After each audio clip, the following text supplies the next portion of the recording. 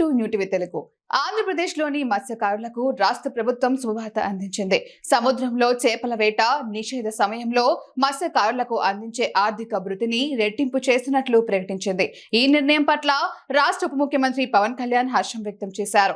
ఎన్నికల సమయంలో ఇచ్చిన హామీని నిలబెట్టుకున్నామని ఆయన పేర్కొన్నారు. ఇటీవల శ్రీకాకుళం జిల్లా పర్యటనలో ముఖ్యమంత్రి చంద్రబాబు ఈ పథకాన్ని లాంఛనంగా ప్రారంభించారు. గతంలో వేట నిషేధ సమయంలో మత్స్యకారులకు 10,000 రూపాయలు భృతిగా అందేది. తాజాగా కూటమి ప్రభుత్వం తీసుకున్న నిర్ణయంతో ఈ మొత్తాన్ని 20,000 రూపాయలకు పెంచినట్లు పవన్ ఒక ప్రకటనలో తెలిపారు. ఎన్నికల హామీని కార్యరూపం దాల్చేలా చేసిన ముఖ్యమంత్రి చంద్రబాబుకు ఆయన కృతజ్ఞతలు తెలియజేశారు.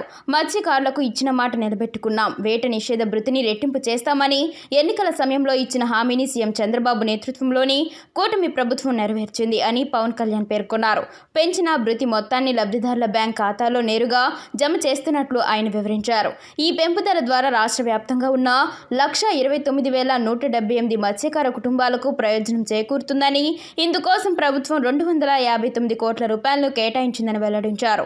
మత్స్యకారుల వలసలను తగ్గించి స్థానికంగానే వారికి మెరుగైన ఉపాధి అవకాశాలు కల్పించేందుకు కూటమి ప్రభుత్వం చర్యలు తీసుకుంటుందని పవన్ తెలిపారు.